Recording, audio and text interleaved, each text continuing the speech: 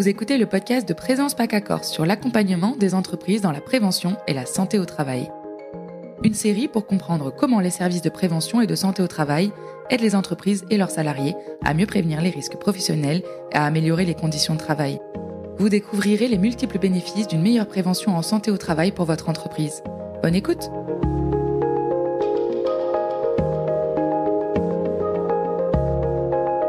Aujourd'hui, nous allons au restaurant Le Garibaldi à Nice.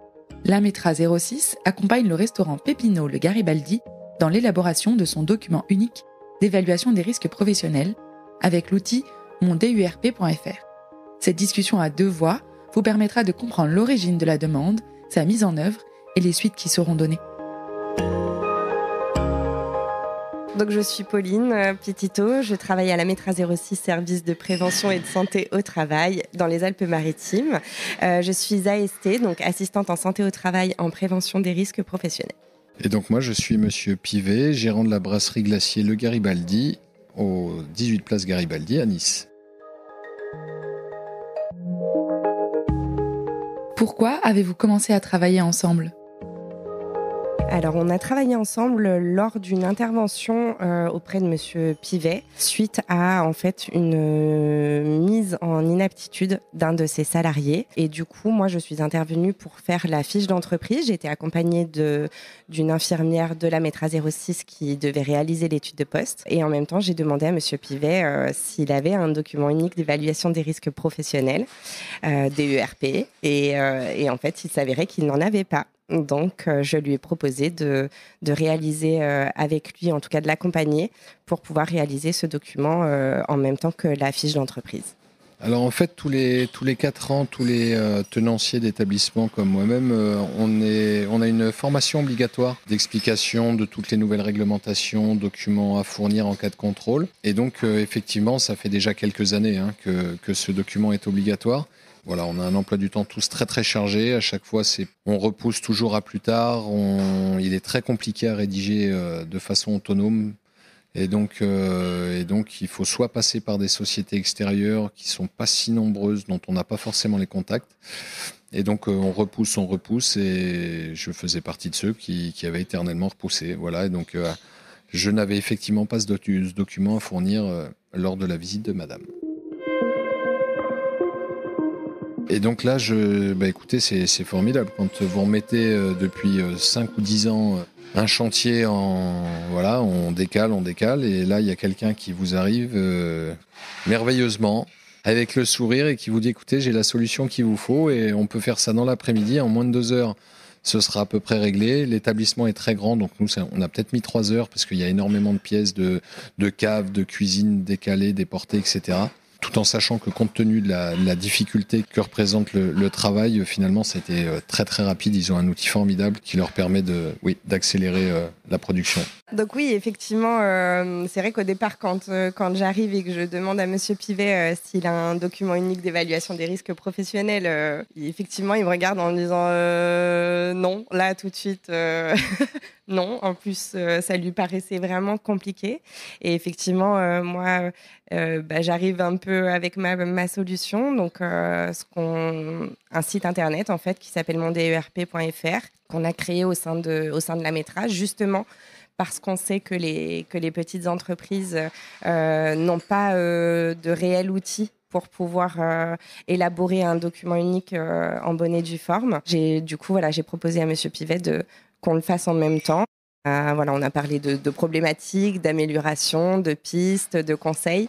Donc, c'était un vrai échange pendant 2h30 et à la fin, j'ai pu envoyer à Monsieur Pivet son document unique d'évaluation des risques professionnels et son plan d'action. Donc, le plan d'action, en fait, ça va être une synthèse, en fait, des améliorations qu'on peut apporter à court, moyen ou long terme en fonction de ce qui est défini et du temps qu'on peut allouer à ça. Et du coup, une fois qu'on a ça, on est prêt à lancer des actions de prévention au sein de l'entreprise. C'est quoi un DURP ?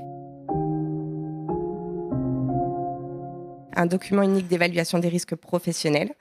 Donc c'est un document qui est obligatoire par le Code du travail. Il est obligatoire à partir d'un salarié dans une entreprise. Il est à mettre à jour alors tous les ans pour les entreprises de plus de 11 salariés et à changement notoire qui impliquerait de nouveaux risques pour les entreprises de moins de 11 salariés. Et en fait, c'est vraiment un état des lieux des risques professionnels présents dans l'entreprise avec l'évaluation de l'employeur qui priorise ces risques et qui voit qu'est-ce qui est plus important à traiter en premier. Pouvez-vous me donner un exemple concret de risque qui a été recensé dans ce DU ? En fait, moi, typiquement, j'avais des escaliers où je ne savais pas, même s'ils n'étaient pas très très larges, avec des marches dans les vieilles villes.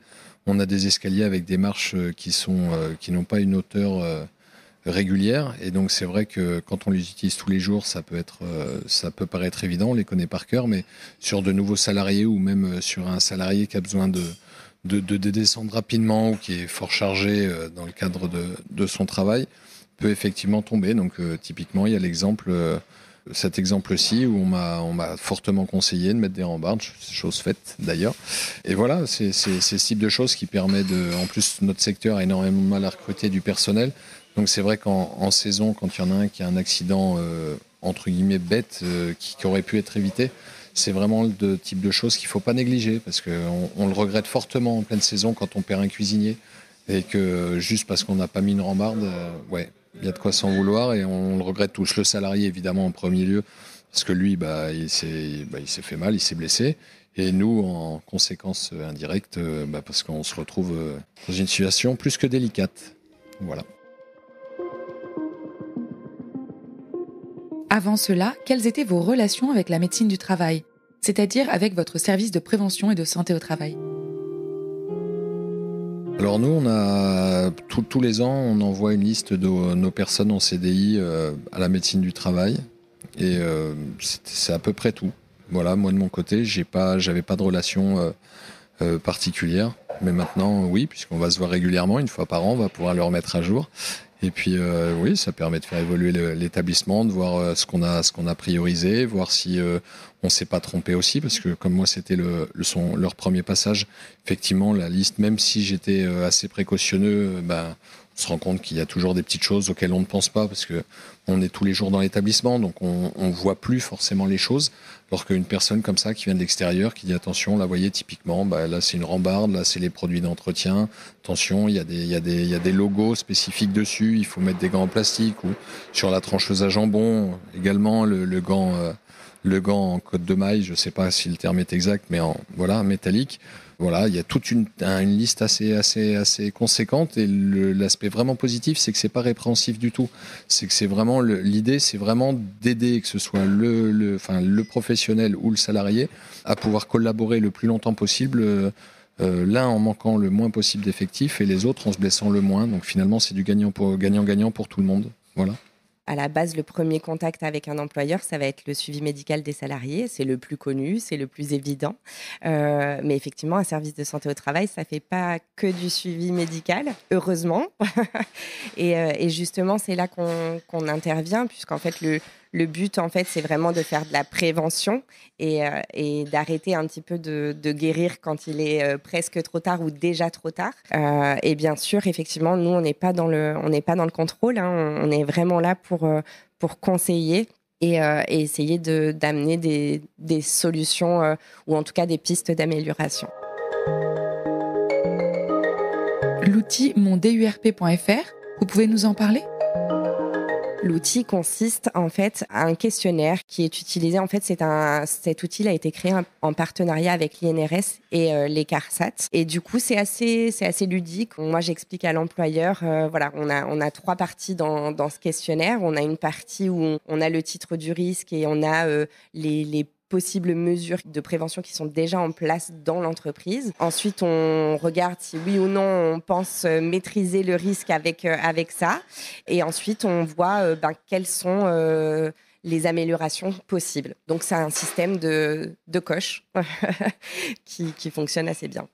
On a déployé l'outil depuis 1 an à peu près. Pour ma part, je m'en sers tous les jours, que ce soit en présentiel ou en distanciel. Avec certaines entreprises, on ne peut pas forcément être présent sur le terrain ou alors ils n'ont pas de locaux, ça arrive aussi. Bon, dans l'idéal, c'est toujours mieux de rencontrer les employeurs, mais en tout cas, on s'en sert oui, très régulièrement. Le but, c'est vraiment qu'on puisse aider un maximum d'entreprises et qu'on puisse aller voir un maximum d'entreprises. Combien coûte cet accompagnement avec mondurp.fr ? Ça coûte, alors c'est compris dans la cotisation en fait. C'est ça, il n'y a pas de surplus. C'est un service compris dans la cotisation annuelle. Donc il y a rien à payer en plus.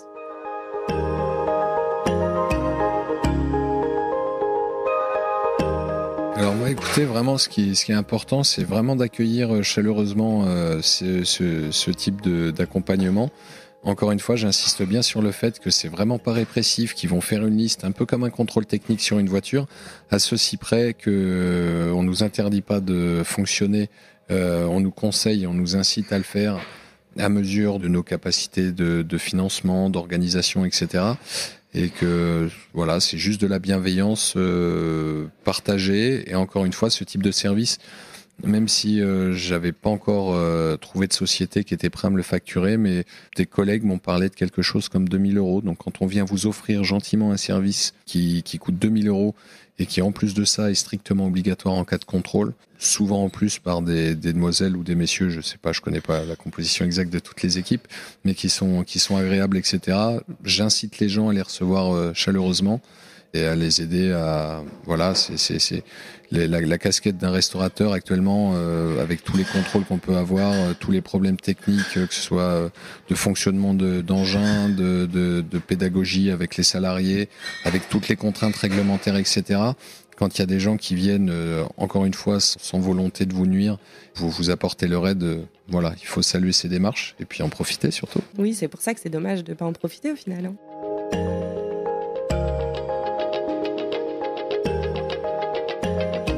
Si vous aussi vous rencontrez des problématiques de risques professionnels et de santé au travail dans votre entreprise, pensez à solliciter votre service de prévention et de santé au travail. Car ce n'est pas qu'une histoire de visite médicale.